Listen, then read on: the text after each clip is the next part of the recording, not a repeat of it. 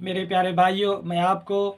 جنگ بدر کا واقعہ سناتا ہوں، جو کہ مکہ معظمہ اور مدینہ طیبہ کے درمیان جو بدر نامی گاؤں ہے وہ وہیں پر ہے۔ اور یہ لڑائی پہلی لڑائی تھی جو کافر اور مسلمانوں کے درمیان ہوئی۔ 12 رمضان المبارک سن 2 ہجری میں ہوئی۔ مسلمانوں کے پاس کوئی ساز و سامان نہیں تھا، بلکہ مسلمانوں کی تعداد بھی بہت کم تھے، 313 تھے، اور کفاروں کی تعداد بہت بڑی آبادی تھی جو کہ 1000 میں تھے، اور ان کے پاس بھی وہ ساز و سامان بہت تھے لڑائی کرنے کے لیے۔ مسلمان صرف شوق شہادت میں تھے کہ شہادت کی موت مل جائے، اور کفار جو تھے کہ وہ غلبہ حاصل کرنے کے لیے کہ ہم تو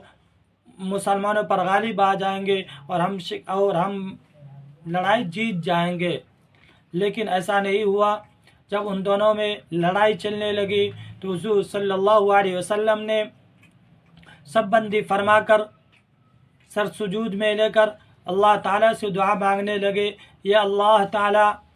اگر مسلمان اس جنگ کو ہار جاتے اور مسلمان اگر مارے جائیں گے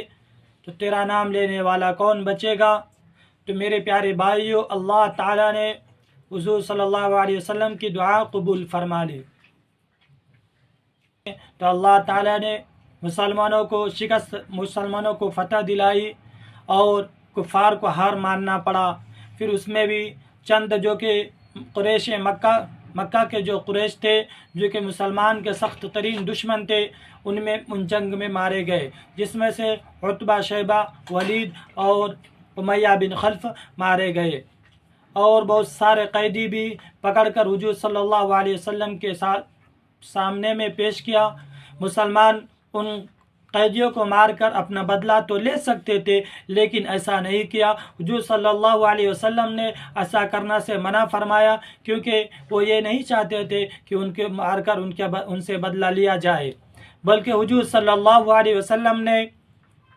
ان سے جو امیر جو تھے ان سے ہدیہ لے کر ان کو رہا کر دیا، اور ان میں سے جو غریب تھے ان کو مسلمانوں کے 10 لڑکے کو پڑھانے کو مجبور کر دیا۔ میرے پیارے بھائیوں،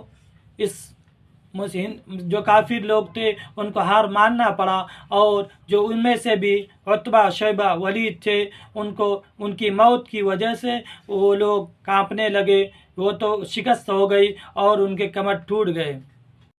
کیونکہ جو کافروں کے بڑے بڑے سردار تھے اس جنگ میں وہ ان کو مار دیے گئے، تو باقی جو کافر تھے ان کے حوصلے بجھ گئے، کیونکہ ان کے سردار بھی بڑے بڑے مر گئے، تو وہ لوگ بھی کچھ نہیں کر پا رہے تھے، کیونکہ وہ لوگ ڈر گئے۔ اس کے بعد مسلمانوں کے جو سردار تھے حضور صلی اللہ علیہ وسلم تھے، اور کافروں کے جو سردار تھے ابو جہل تھے۔ اس جنگ میں 70 کافر مارے گئے اور 70 قیدی ہوئے، اور مسلمانوں کے جامع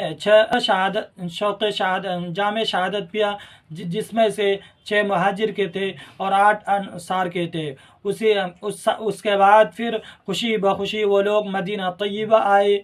آنے کے بعد حضرت حضور صلی اللہ علیہ وسلم کی بیٹی رقیہ جو کہ حضرت علی رضی اللہ عنہ کے نکاح میں تھے، وہ وفات پا گئی۔ اسی سال پھر رمضان المبارک کے بھی روزے فرض کیے گئے، عید کی نماز بھی، اور بقرعید کی نماز اور قربانی اور زکوٰۃ وغیرہ کا حکام بھی نازل ہوئے۔ تو میرے پیارے بھائیوں، میں ویڈیو کو لائک کرے، شیئر کرے، اور چینل کو بھی سبسکرائب ضرور کرے۔